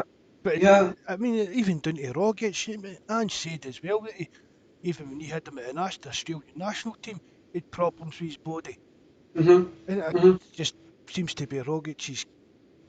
I don't know. You can't. I mean, how can you? Bison's going to be injured before the even start of the season. How can you sit there? We're talking about professional football players, Paul, getting paid thousands of pounds a week. Actually talking about guys like Rogic never been fully fit. Exactly, and can't play on AstroTurf either, Mark. And the artificial pitches, like, that's another a problem within Celtic, Mark, with last guy. Julian's another player, Mark, I believe, who can't play this. Was it Shiminovic as well, Mark? Couldn't play this. That's another problem with players. Like, but that's going to say then, Mark, that these players have never been fully fit. No. Do you know what I mean? And they never really have, Paul. And I think, Mark, that maybe this season we're going to hold on maybe to the likes of Bison, Rogic, and we could say Griffiths, and after that, Mark, I think that he'll see him, Mark, and that I can't see them part of his long-term plans. No, I can't see it. I think you're saying about people that know the club and know the team, and I think maybe that's one of the reasons. like Rogic knows to and keep him around, like Mark, exactly. But he said that, Mark. He said that he's a player I'd like to have around because I know him, And I think Roger will maybe we're not going to say rub off him, like, but Roger will get the players around to his ideas. Do you get me? That can be Rogic Roger will be tell the the kind players of what he's like. Yes, yes, players are sitting in the changing rooms after training saying, "Oh, what's that so and so all about with this kind of thing and that." yeah, Rogic is no, I mean, Rogic here just honestly train for him, train hard, and you'll reap the benefits. Of it. Wait till you get out in the park, start playing, you'll see how different you feel. Kind, do you know what I mean? Rogic will be the type of maybe kind of PR guy for Ange in the dressing room. Do you know what I mean? exactly. He's are getting down and questions are getting asked. He could be a kind of ally because he's known him Yes, so long. exactly, exactly. Moving on, uh, as we know, Peter Lorre, Regina Celtic CEO, has now formally ended. Celtic have submitted a termination of director document to the company house on Wednesday. Having joined Celtic board in 2003, uh, he has his up and downs. He delivered Celtic numerous of trophies. He produced some good players. He produced some bad players. But his time at Celtic came to an end. Truthfully, Mark, how will he be remembered? Will he be remembered as a failure, Uh, or will he be remembered as a success? Like, you have to think. Like, I put it this way now. Instincts you off the top of your head. See, in 10 years' time, when you say to somebody, would you think of Peter Lowe, you're going to bring up about losing the 10 in a row and a poor Exactly. training.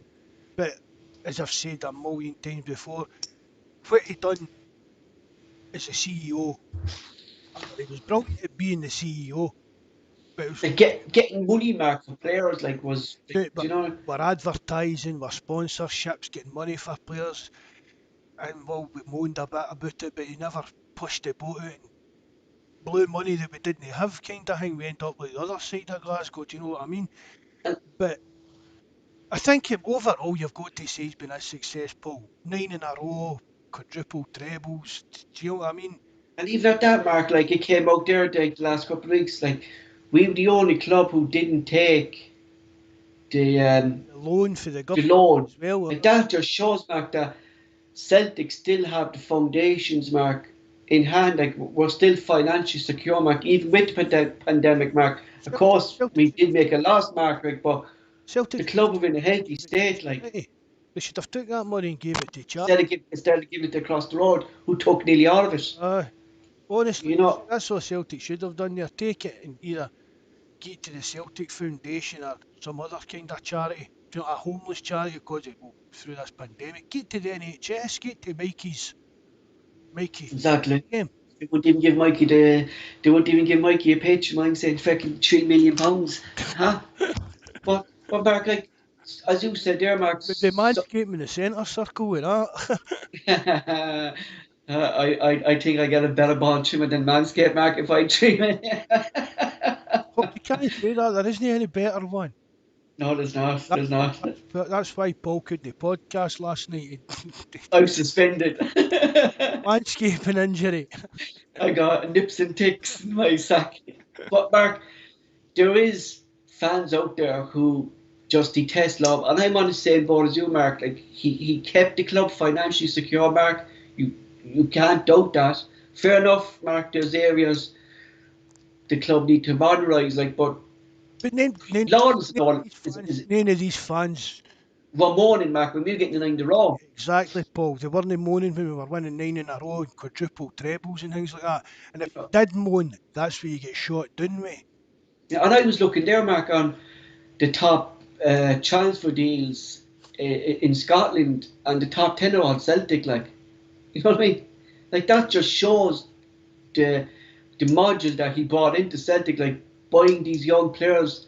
And of course, like, coaches help too, Mark, like Sir Ronnie Dyla and Brendan Rodgers helped like that, like, progressing these players. But he has to be he has to be applauded, Mark, from getting the club. And I think, Mark, there is a lot of pressure on Dominic McKay because the club is financially secure, Mark. If he needs to run, the club still need to be making money, Mark. And you can't say that Peter Lawler wasn't making the club money, Mark. He was making the club money. everything that Dominic Mackay does as well is going to be compared to what Peter Law would have done. Hmm. Do you know what I mean? Everything, whether it's a good thing or a bad thing, it's going to be Peter Law wouldn't have done that. And that's it, Mark. Yes. Just really, I mean, I know there's It's going to be compared to been kept. Craig Taylor. It's constantly compared to Tierney. I Do you know? Law's he's gone now. It's time to move on and I mean, he's staying on for 2 years as an advisor. I don't know if he's getting that's a paid role and that, and I keep joking about it. But at some point, I would But Mark, it is practice. it is an ally, Mark. Like it's a benefit to Mackay. They still have Peter Law on the phone because Just to have he Peter Law at the end of the phone. exactly. Nobody knows better And I between how I, Pete, Celtic. I think Lord knows the Scottish FA, Mark, at the back of his hand as well. And like that question there, as like we spoke how stupid it was, Mark, but it did make sense. Like, can you stand up to the Scottish FA? Can Celtic stand up to the Scottish FA, Mark? Are they?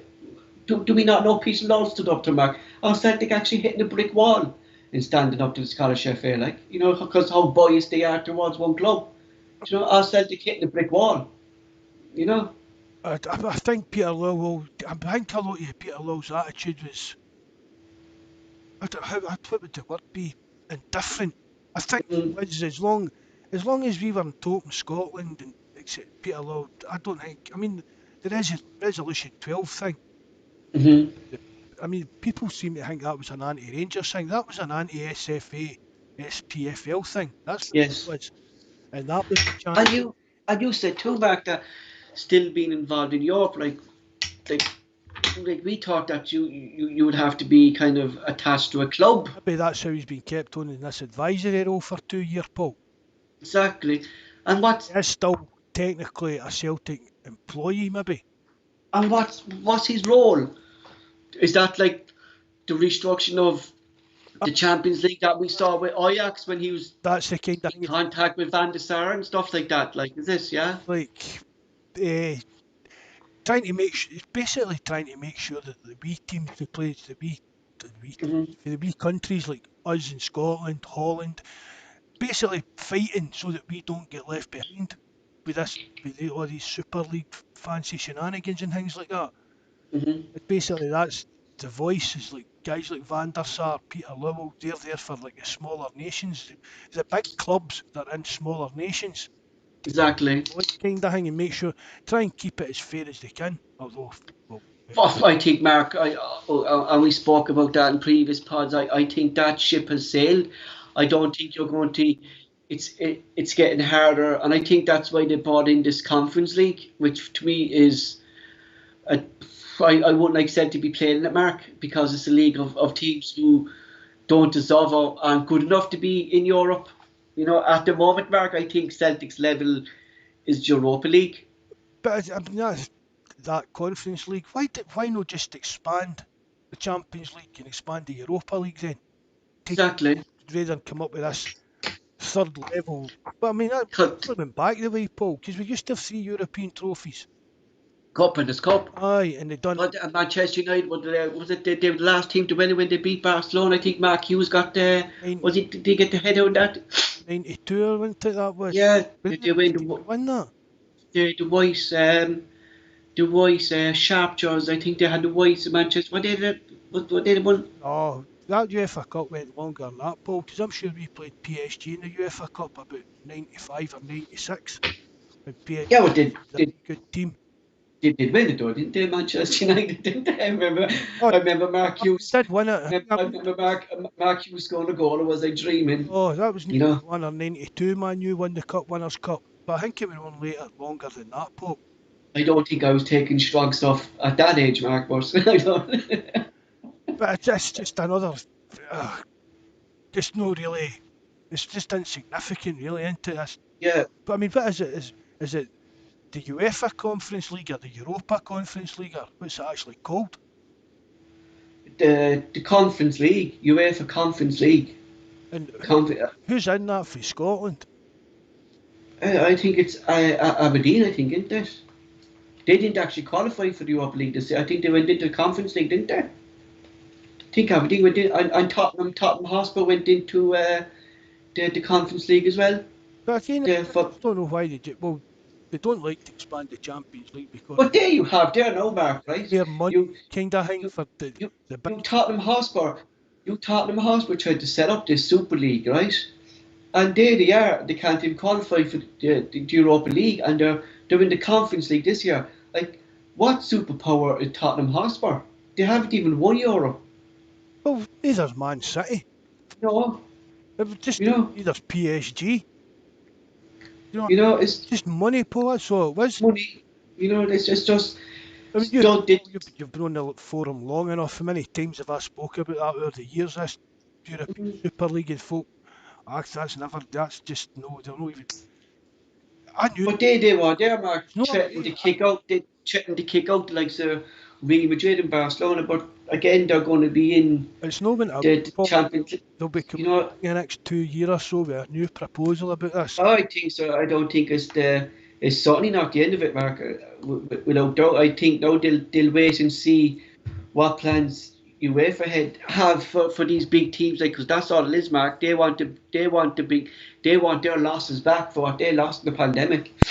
You know, But that's the thing is, these big teams, see this Breakaway thing, they didn't want. That wasn't UEFA sanctioned. mhm, Basically, these big teams just want it. See, every penny that was going into their competition, they wanted that for themselves. mhm, You know what I mean? mhm. Advertising, sponsorships, even down to like the rights to stream your own games and all. Because I mean, imagine Manchester United the rights to stream their own games across the world. Imagine it. Do you know what I mean? Imagine it. How much Sky would lose, huh? I mean, the amount of I mean, Manchester United, support-wise, are the biggest club in the world. You know, I mean, you go to places like Asia and things like that, and they're massive over there. And, I mean, imagine that Man United just being able to stream But their that's own going to games, back. and all the money's just going to them. And disappointment, Mark, is going to open up a new fan base for Celtic within Asia. Oh, Do you know what I mean? Because definitely will do that. like, who applauds their manager, Mark, when he leaves the club and puts up banners? We love you. You're a boss. Like, even the fans were calling him boss. I know. Do you know what I mean? Like, it's going to open up an area where Celtic haven't a commercial market. It could be financially benefit to Celtic, like, Well, you know. a lot of people think that was what, well, probably did have something to do with why we signed the likes of your Like, Nakamura's and people like that. exactly. Because You know, it does, I mean, other teams throughout the world do it, pardon me, there'd be other some teams do perfect, it as well by a yeah, player. Like if again Real Madrid buy some young player from the other side of the world, it boosts their profile out in that bit of the world. exactly. And there'd be some Selling, one fella then will in the group selling jerseys with the guy's name and things like that. just going on about jerseys, Mark. There'd be one fella then the group who follows Rangers, and he ordered his Castro jersey from Scotland, and by the time it gets delivered in the shipping, he just come up with a blue T-shirt. Did you just see the jerseys already and the stuff falling off them already? And you said to me today, what you said me, Newcastle One, after one of the Rangers tops didn't even have a badge on it. I've seen it, I've seen it, Oh, and I see that and because Mike Ashley doesn't have shares in that, Mark. do you, That's it. do you honestly think Mike Ashley would let a story make Newcastle's kits if he's not making money out of it? Exactly, He's got exactly. who was it they were with? Puma went to they were with. I'm sure Few, he's involved with Puma as well. He's got shares in Puma and things like that as well. which surprised me by if he invested in the thing like, and I think that's an interesting topic to watch closely. Is that that case between himself and the old co you call him. Moving on, Mark. The last topic of the night is from the live chat. It's director of football. It was from Bawz Bovril, I think, on live chat said what about a director of football. One fan who came out in the last couple of hours who said he would be interested in director of football's role is Martin O'Neill. Yeah, I think Mark. But I don't know. what did I think it you needs to. know about being director of football, Paul? So I'm saying, Mark, it needs to be a modern I think that role, Mark, needs to be for a young, not a young man, Mark, but someone who has experience in that role. Experience of working behind the scenes in a big club. I mean, Hmm. say the director of football role, you can't really. No, I mean normal guys probably can't comprehend and understand what kind of jobs these guys are doing. It's Big Ange talking about living, breathing football 24/7. Director of football's got to do that as well. Like, I don't. like I could see Ange, Mark, like Yeah, in a year's time stepping aye. away from Celtic as manager and going into a director's football role, because the way Don McBride was talking about, like his knowledge is just supposed to be unbelievable. Like you know, Tommy Mackay, I see the more I kind of even look back on that interview and things, the way he was talking about Big Ange, yeah, I really do think it's maybe been Mackay that's came up with Ange as a suggestion. yeah, yeah. You know, so I still I don't think we're going to think see. I still think You we'll think direct. you do? You think we Sticking with it. do? I'm thinking we won't. I'm not saying it will Not be the this next. season. No, I've no. Won't be this season. It'll be maybe the season after, but No, it's not going to be this season. I think. couple of months. Will be the next Yeah, couple of there's, months. there's too much going on at the moment. I think, Mark, for that. Just getting the main focus now is getting But the things. that's not because Paul. I mean, but the director of football, Doesn't have to come in, Mark, no, but at the start of the season. Like, you know what I mean? although technically you would say he's Angie's boss, but he's still part of Angie's backroom staff as well. Exactly, Mark. At the end of the day, Mark, Ange makes the decisions about the first team. They His two, first team it'll coach. be they two that's working close together, Ange and whoever the director of football's going to Because be. that's the As I see people going on about getting Griddy Kennedy or keeping Kennedy on. I think to me the director of football rules just as important, if not as important, to getting Angie's like immediate stuff exactly, right. Daddy, I think exactly. honestly I'm sticking by it. But director of football appointed in the next 2 months. Yeah. We don't know, Mark. It's- Ange could have a director of football that he knows, that he recommend to him, or because he's going to open up a different market that we want in. He could recommend someone. Looked That's that up the other day. I'm sure at Yokohama it's a sporting director they've got. I looked up their stuff the other day and it came up a sporting director, but they say that's just playing with words really, isn't it, Paul? exactly, Mark. Anything you look up now, Mark, is going to be linked to Celtic, really, isn't it? You know. That's it for tonight, folks. As you know, this show was sponsored by Manscaped Grooming for Men. The Euros are all about bragging rights and showing pride for your country's squad. With the help of today's sponsors, Manscaped, you will definitely be showing pride in your squad. With Manscaped, you can now trim your personal pitch without the fear of racking your bollocks. Unlock that confidence and join the movement of the exclusive offer of you to 20% off free worldwide shipping with Celtic Rumours TV at manscaped.com. Manscaped is changing the way men approach their grooming with Performance Package 3.0. The men's bundle includes a Lawnmower 3.0, Weed Whacker, Performance, Boxer's Brief, a travel kit, formulations to help you upgrade and groom your game. The Lawnmower 3.0 is the John Terry of doing the defence because of the third generation trimmer, features cutting edge ceramic blade to reduce grooming accidents to advanced skincare technology. That's even waterproof technology, LED lights so you can groom in the shower. We all know how terrible that can be when you clean up that area can be. If you held back from the nose hairs before, we have the performance solution for you, the Weed Whacker Ears and Nose Trimmer.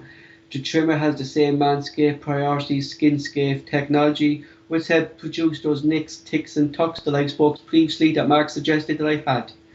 79% of partners polled admitted that long nose hairs is is a major turn off. Imagine if you have significant other standards growing some nasty nose hairs, pretty sure you wouldn't be taken so keen either.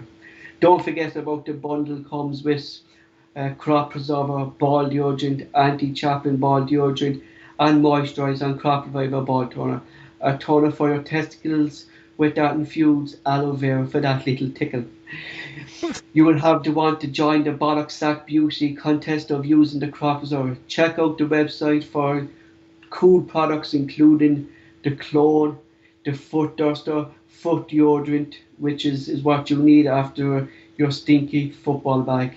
Get 20% off your order with our code Celtic Rumours TV at Mancozy.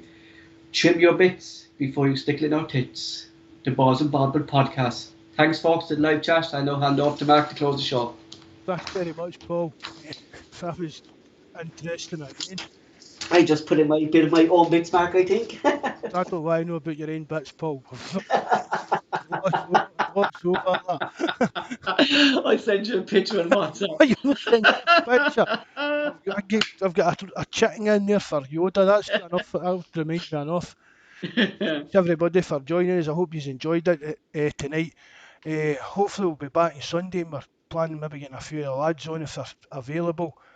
So thanks again. Remember subscribe and share the podcast about, and remember and hit the like button. Thanks very much, lads. Good night and God bless. Hail, hail. Sorted.